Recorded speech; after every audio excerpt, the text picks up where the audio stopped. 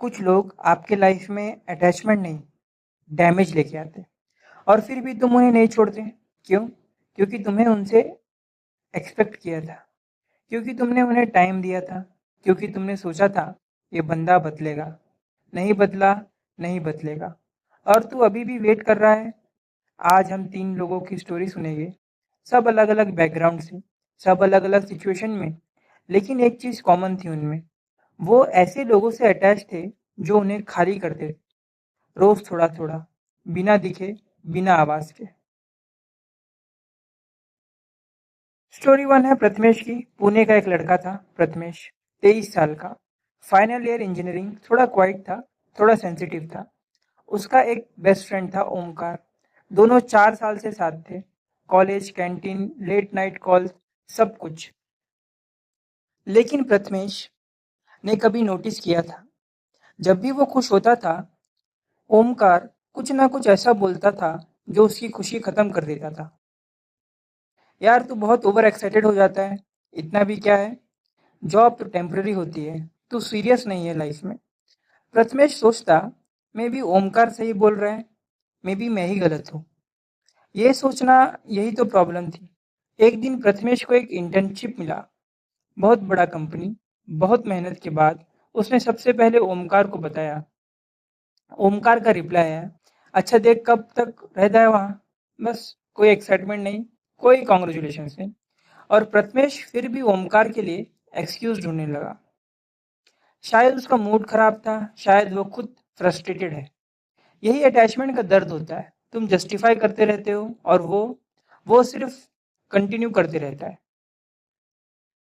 Story 2 है वैदेही की। मुंबई बांद्रा, एक 28 साल की वर्किंग वुमन वैदेही, मार्केटिंग में थी, अच्छा करना चाह रही थी, इंडिपेंडेंट थी, लेकिन एक रिलेशनशिप में थी जो उसे रोज थोड़ा तोड़ रहा था। उसका बॉयफ्रेंड श्रेयस, वो था जो सिर्फ तब आता था जब उसे कुछ चाहिए होता था। इमोशनल सपोर्ट चाहिए, वैदेही के पास। पैसे की ज़रूरत, वैदेही के पास। प्रॉब्लम सॉल्व करनी है, वैदेही के पास। लेकिन जब वैदेही को कुछ चाहिए होता था, अभी बहुत बिजी हूँ यार, तू इतना सोचती क्यों है, ड्रामा मत कर। वैदेही रोज रात को सोचती, कल से मैं नहीं करूँगी ये सब, और रोज सुबह उठ के फिर वही करने लगती थी। क्यों? क्योंकि अटैचमेंट ऐसा होता है, वो लॉजिक नहीं मानता, वो सिर्फ दर्द मानता है और एक उम्मीद कि शायद कल अलग होगा। एक दिन वैदेही बीमार पड़ गई, सीरियसली बीमार। उसने श्रेयस को बताया। श्रेयस ने रिप्लाई किया 3 घंटे बाद, गेट वेल सून। 3 घंटे, एक मैसेज, गेट वेल सून।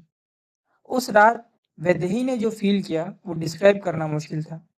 वो अकेला फील करना, उस रिश्ते में वो टूटने का मोमेंट था। स्टोरी 3 है यशराज की। नागपुर का लड़का, एक 32 साल का एंटरप्रेन्योर यशराज। खुद का स्मॉल बिजनेस था, स्लोली ग्रो कर रहा था। उसकी लाइफ में एक दोस्त था, कैलाश। यशराज का पुराना दोस्त बचपन से।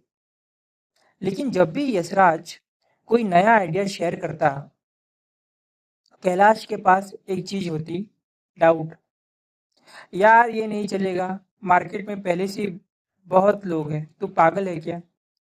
और यशराज, एक ग्रो करता हुआ इंसान, बार बार उस इंसान के पास जाता था जिसे उसकी ग्रोथ डिस्टर्ब करती थी।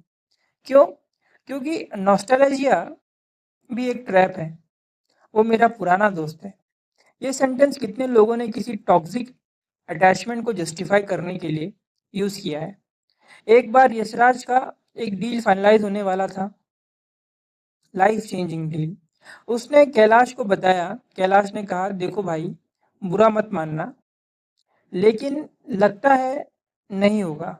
वो डील हुआ, यशराज ने ग्रो किया, और कैलाश ने वही किया जो ऐसे नेगेटिविटी वाले लोग करते हैं, वो दूर हो गया।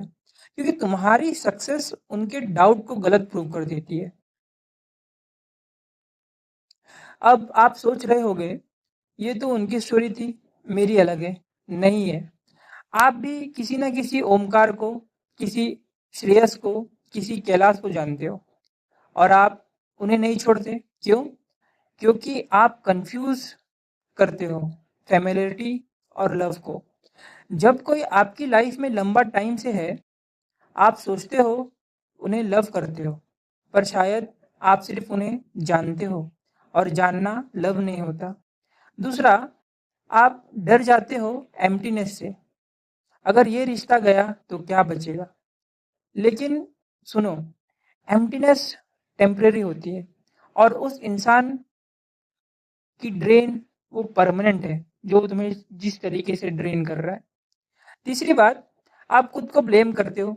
मे बी मैं ही ज़्यादा एक्सपेक्ट करता हूँ, मे बी मैं ही बहुत नीडी हूँ। नहीं, एक रिश्ता दोनों तरफ से होना चाहिए।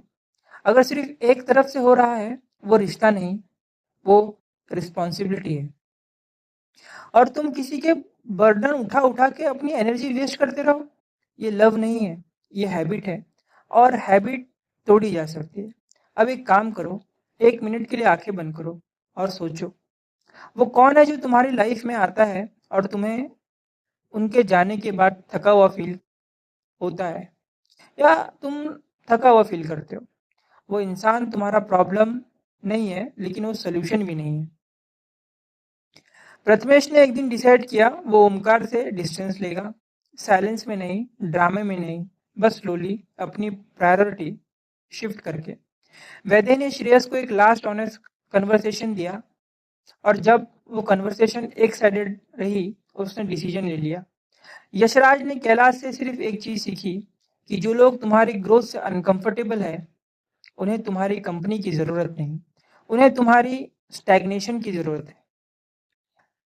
आप उन्हें बदल नहीं सकते, लेकिन आप खुद को प्रोटेक्ट कर सकते हो। इमोशनल डिटैचमेंट कोल्डनेस नहीं होती, ये क्लैरिटी होती है। ये खुद से किया हुआ प्रॉमिस होता है, मैं सिर्फ उन्हें एनर्जी दूंगा जो मुझे भी देते हैं। अगर ये वीडियो आपके किसी रिश्ते के बारे में सोचने पर मजबूर कर गया, तो कमेंट में सिर्फ एक वर्ड लिखो, अवेयर, AWARE। और अगर आपको किसी दोस्त को ये सुनने की ज़रूरत है, उन्हें ये वीडियो भेजो अभी। सब्सक्राइब करो, क्योंकि यहाँ सिर्फ वो बातें होती है जो आप फील करते हो लेकिन बोल नहीं पाते। मैं हूँ आपका दोस्त, और मिलता हूँ नेक्स्ट वीडियो में।